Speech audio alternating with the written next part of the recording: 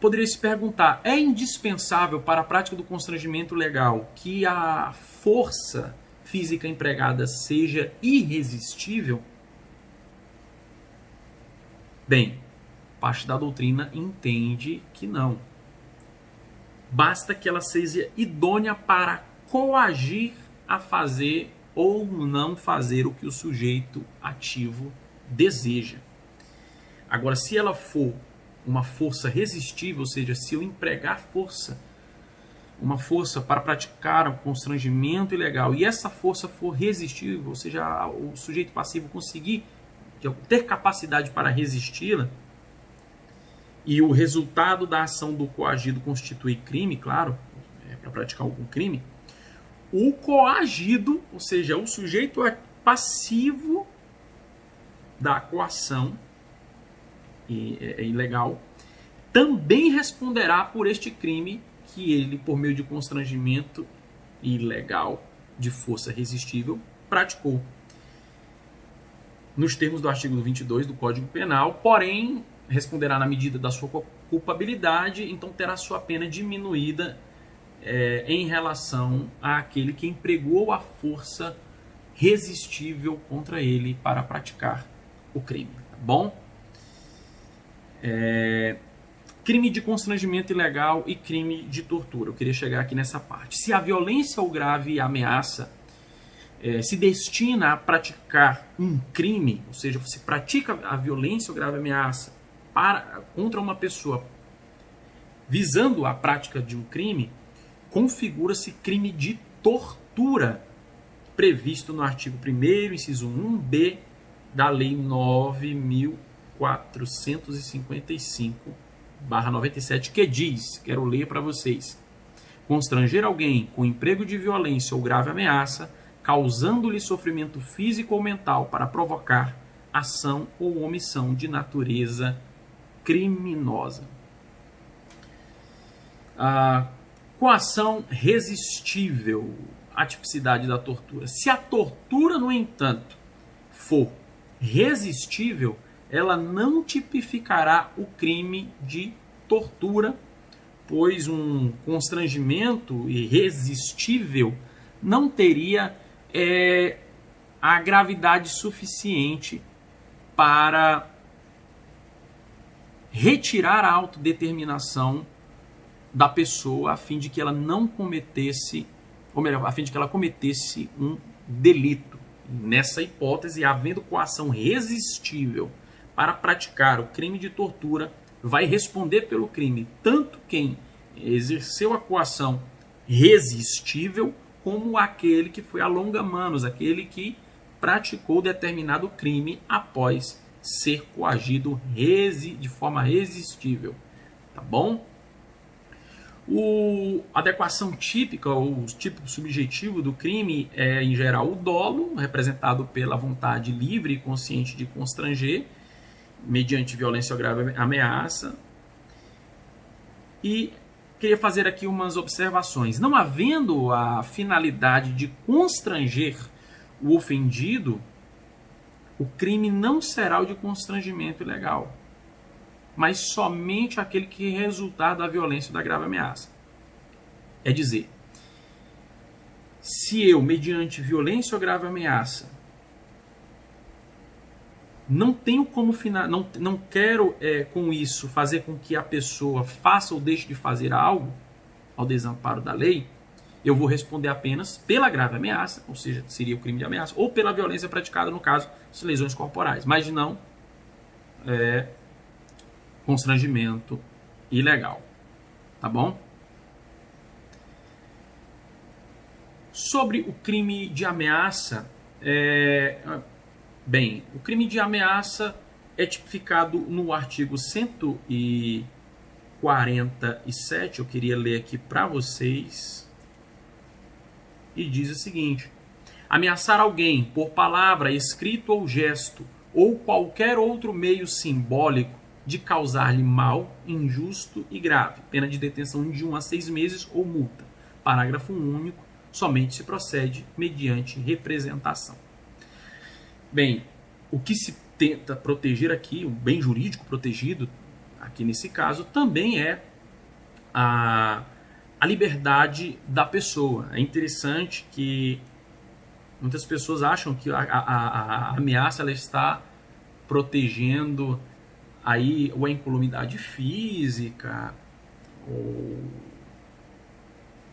o bem, na verdade, que estaria sendo objeto ali de promessa de mal injusto e grave. Mas na verdade não é isso.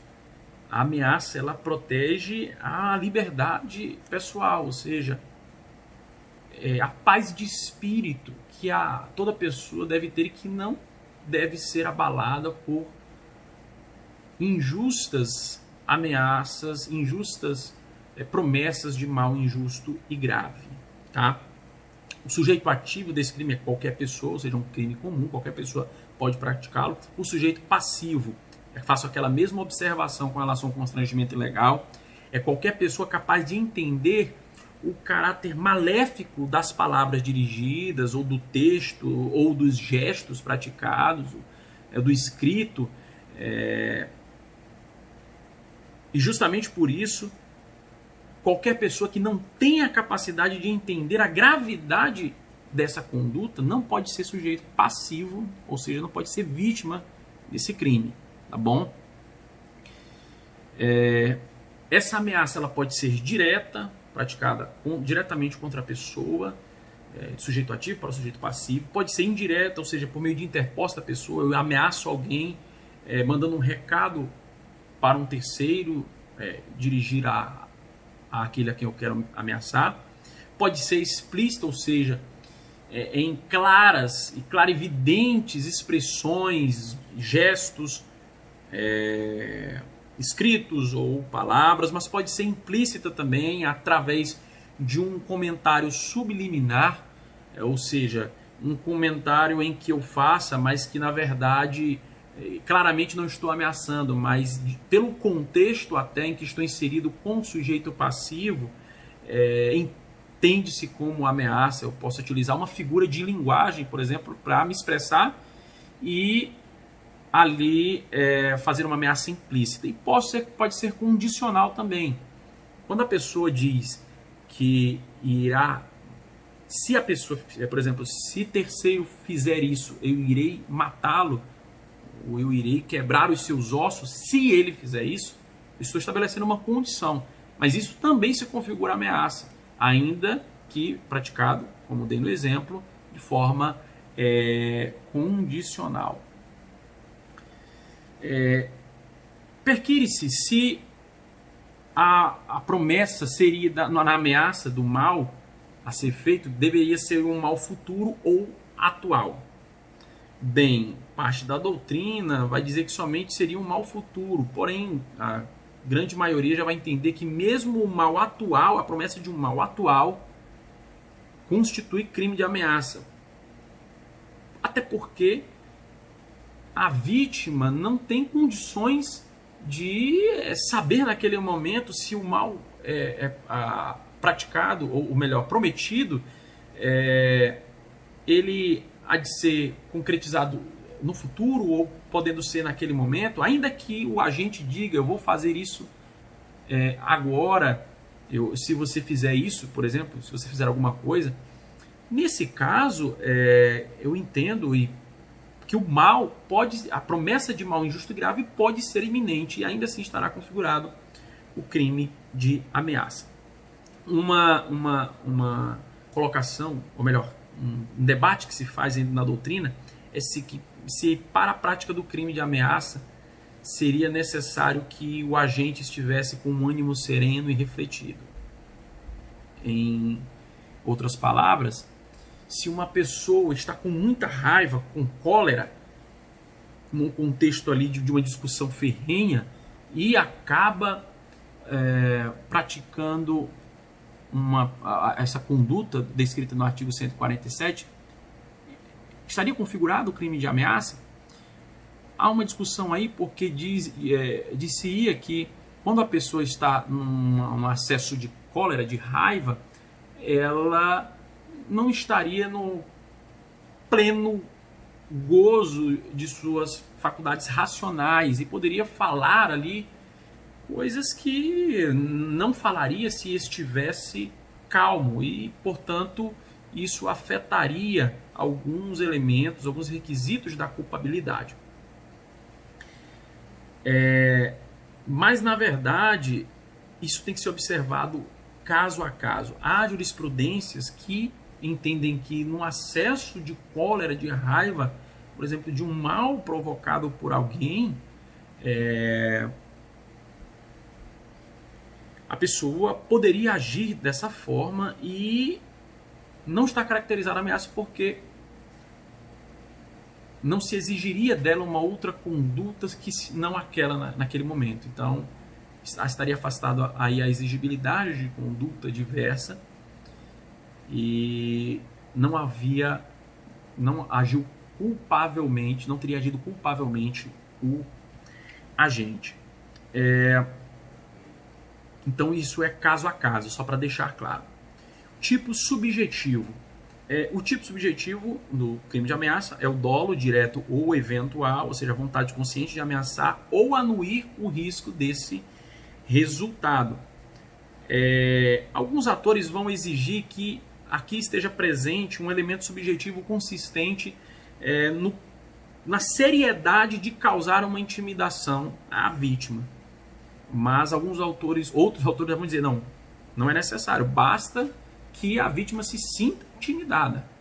Não é necessário que a pessoa que ameaçou tenha como elemento subjetivo de sua conduta, ou do tipo, na verdade, e tenha inserida na sua conduta uma seriedade em causar essa intimidação à vítima. De toda sorte, a ameaça feita no tom de brincadeira, ela não preenche o tipo subjetivo, mas aí vai de caso a caso, para se identificar se foi brincadeira ou não.